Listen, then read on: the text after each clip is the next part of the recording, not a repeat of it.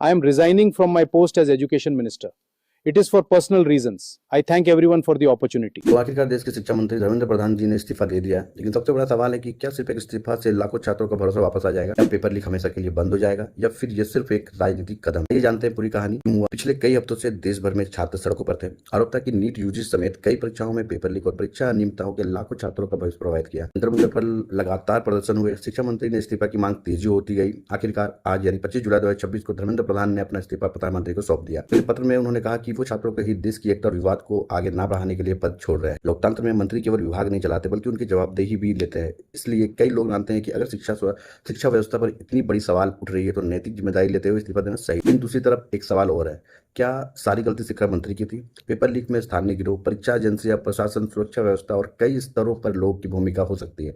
अगर सिर्फ मंत्री बदल जाए और सिस्टम वही रहे तो समस्या दोबारा भी आ सकती है। यानी इस्तीफा जवाबदेही की शुरुआत हो सकती है, लेकिन समाधान का अंत नहीं। क्या पेपर लीक रुक जाएगा? तो इसका जवाब है, जरूरी नहीं है कि रुक जाए। अगर सरकार सिर्फ चेहरा बदलती है और भविष्य में ऐसी फिर घटनाएं हो सकती है, लेकिन अगर इन कदमों पर काम होता है तो ये रुक सकती है। परीक्षा प्रणाली पूरी तरह सुरक्षित और डिजिटल बने, पेपर सुरक्षा और साइबर मॉनिटरिंग मजबूत हो, दोषियों पर तेज कार्रवाई और सजा जो भी मुकर्रर की जाए वो दिया जाए, परीक्षा एजेंसियों की जवाबदेही तय हो, भर्ती और प्रवेश परीक्षाओं में पारदर्शिता बढ़े। अभी असली बदलाव आएगा। सरकार पहले ही भविष्य में कुछ परीक्षाओं को अधिक सुरक्षा प्रणाली और सीबीटी मोड की ओर ले जाने के कदमों की बात कर चुकी है, लेकिन सफलता ने क्रियान्वयन पर निर्भर करे। एक मंत्री का इस्तीफा बड़ी खबर है, लेकिन देश के करोड़ों छात्रों को सिर्फ इस्तीफा नहीं बल्कि एक ऐसा सिस्टम चाहिए जहां मेहनत का फैसला पेपर लीक नहीं उनका प्रतिभा करे। यही झारखंड में भी खबर आ रही है कि झारखंड में जो जेपीएससी 14वीं जेपीएससी की एग्जाम होता है उसमें बड़ी घोटाले सामने आ रही है। रैंक 2 जो आया हुआ था वो जेपीएससी कंडक्ट करने वाले एजेंसी का ही मैनेजर था, और यही नहीं, झारखंड के जितना भी वैकेंसी में है सब में वो क्वालिफाई कर चुका है इसी स्किल के दम पे। और तो और उनके परिवार गवर्नमेंट जॉब में है, झारखंड गवर्नमेंट जॉब में है,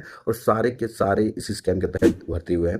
फिलहाल एसआईटी का गठन किया गया, जांच हो रही है, पर जांच में भी कुछ न्यूज आ रही है कि जांच में भी थोड़ा सा कुछ वहाँ पे स्कैम हो रहा है। तो देखते हैं झारखंड में क्या होता है, क्या रिपोर्ट आता है। हालांकि झारखंड में इस तरह की चीज़ें बहुत दिनों से आ रहा है, बिकॉज मैं भी झारखंड से हूँ और मैंने भी जेएसएससी के काफ़ी फॉर्म भरा। एग्जाम में आपका किसी को जाने दे रहा, किसी को नहीं जाने दे रहा, रिजल्ट आ जाता है, डायरेक्ट ज्वाइनिंग लेटर दिया जाता है। तो इस तरह से मैं काफ़ी निराश था और मैं झारखंड का फॉर्म भरना छोड़ दिया। मैं 5 साल पहले ही मैंने झारखंड का फॉर्म भरना छोड़ दिया इसी कारण की वजह से। कुछ एग्जाम का पता नहीं होता है, कुछ रिजल्ट का पता नहीं होता है, आंसर की कुछ पता नहीं होता। अभी एक रिसेंट मामला है कि एग्जाम था आपका आज सुबह, मॉर्निंग में एग्जाम था और बच्चों को मेल पे नोटिफिकेशन दिया जाता है रात को, शाम को, आज शाम को दिया जाता है एग्जाम खत्म होने के बाद। तो इस तरह का जो घोटाला है, इन सब पर कड़ी से कड़ी सजा का प्रावधान होना चाहिए। जो भी इसमें संलिप्त पाए जाते हैं उनके ऊपर संपत्ति को जब्त कर लेना चाहिए, क्योंकि एक स्टूडेंट, एक एस्पिरेंट 5 साल, 7 साल, 4 साल, कितने सालों से मेहनत करता है, तैयारी करता है, पढ़ाई करता है, और पता चलता है कि 500 में से 450 वाले का नहीं हुआ, 399 वाला का हो गया पैसा देके। तो ये सब चीज़ों पर रोक होनी चाहिए।